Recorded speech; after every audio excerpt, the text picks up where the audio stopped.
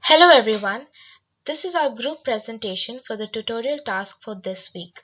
We are group 3 and our group members are Abhilash Manial, Mariam Sulfika, Siddharth Shankar and myself Biju Sharan. This week we'll be looking at the questions starting off with question 1 with Siddharth explaining.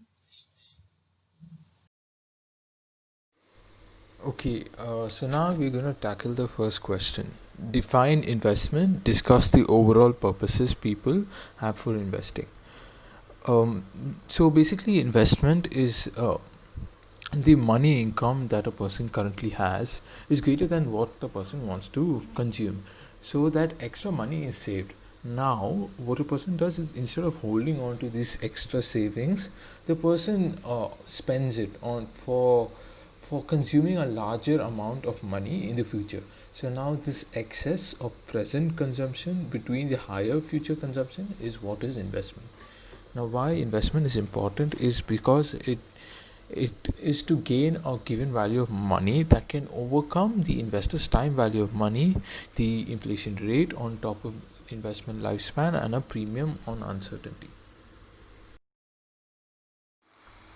Now, moving on to the second question, discuss why would you expect the saving borrowing pattern to differ by occupation. Example for a doctor versus a plumber. Now, a saving borrowing pattern can be different as the different repayment matters can matter as it differs according to profession. Now, in the case of white collar professions, which is for the lawyer, the income will improve with age, and thus people will borrow more in the early stages and save more later on in life. However, for blue collar professions, which is the plumber, the skill is mostly physical, so the income can be stagnant or decrease with age. Thus, these people have would normally save more in the early stages and borrow less later on. Question 3. Explain why you would change your nominal required rate of return if you expected the rate of inflation to go from 0% to 7%. The answer to this question is to maintain the purchasing power. If the inflation rate rises and the nominal required rate of return remains the same, it could cause a serious decline in the investor's purchasing power. For example, suppose you can buy a certain number of goods with a $100 bill today.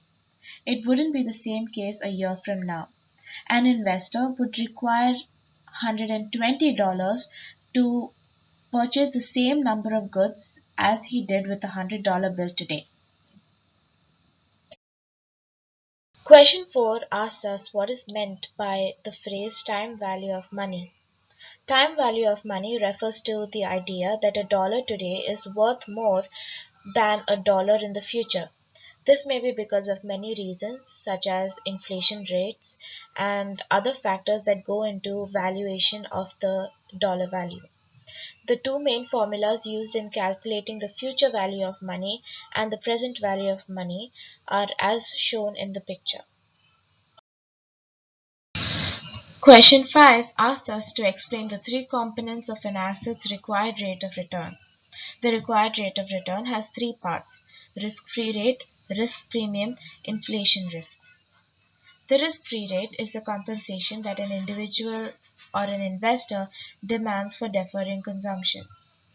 The risk premium is the compensation that an investor gets for taking the risk and investing in a particularly risky opportunity. The inflation risks is the compensation that the investor gets for any loss of purchasing power as a result of the increasing inflation rates. If an economy's real rate of return is 3%, expected inflation is 3%, and the risk premium on a certain asset is 3%, should an investor's required rate of return be 9%? The required rate of return is the minimum return that the investor expects from their investment. The required rate of return is calculated as real risk-free rate plus inflation premium plus the risk premium. If the rate of return is less than 9%, investors would reject it because it would not be profitable. Moving on to question number 7. Explain what will happen if a risky asset has an expected return of 7% while a safe asset has an expected return of 8%. Investors will purchase the safe asset rather than the risky asset because of the higher yield. Due to this, the demand for the safe asset will increase, and this will in turn increase the price of the asset, which will also result in lower yields. This will continue until the yield on the risky asset becomes more attractive. Explain why the phrase risk drives expected return is true. Expected return is a profit or loss that an investor anticipates on an investment. The required rate of return always comes attached with a risk premium. The higher the risk for an asset, the higher premium, and therefore the higher required rate of return. So, for example, if an investor decides to deposit all his money in a savings account, the risk is lower, and the rate of return will also be lower. Whereas if the investor decides to deposit or invest all his money in a share market where the risk is high, the rate of return will also be mostly higher. Thus, the risk drives expected return. Moving on to question number 9. How does operational efficiency in a market differ from informational efficiency? Operational efficiency in the investment market is typically centered around transaction costs. Operational efficient transactions are those that are exchanged with the highest margin, meaning an investor pays the lowest fee to earn the highest profit. In information efficient market, it refers to the idea that the new information is quickly reflected in asset prices and quickly reflect information and shows the true value of the underlying asset. Thank you for watching our video. We do hope you enjoyed it. Looking forward to your feedback in the comments below. Thank you.